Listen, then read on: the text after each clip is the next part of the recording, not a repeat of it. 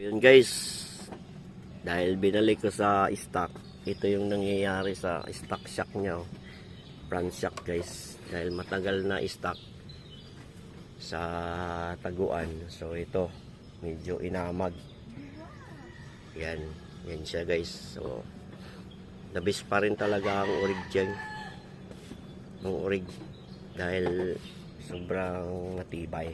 Diretso kasi siya, wala siyang compared dito sa isa yung ginamit ko dati na meron siyang thread dito. So kahit papaano naman guys, matagal din naman yung samahan namin dito. Nakarating ng 3 pieces ng Impanta Quezon, tapos nung last naming biyahe noong linggo, yan sa Baras Rizal, bumiyahe kami ng misis ko. Tapos siyempre guys, nagtaga ko magkuskos. Yan, kinaga ko siyang kuskusin guys. Ito na yung nangyari dito sa kabila. So niliha ko lang siya ng pinakamanipis na liha.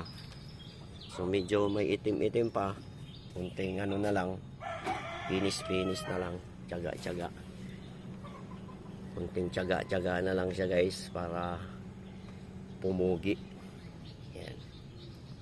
So 2 bisis na akong sa paggamit ng mga bibili sa online.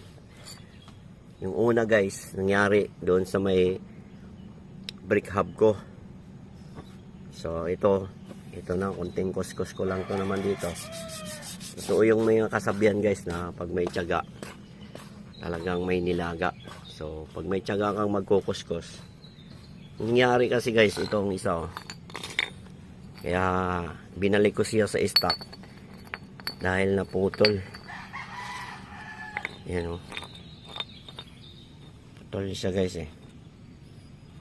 Kaya binalik ko sa stock. Although maganda rin naman siyang maganda naman yung bounce niya. So kaya urig pa rin guys. Bumalik ako sa urig.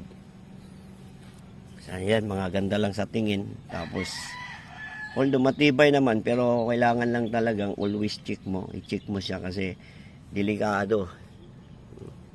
So pagka medyo umangat na yung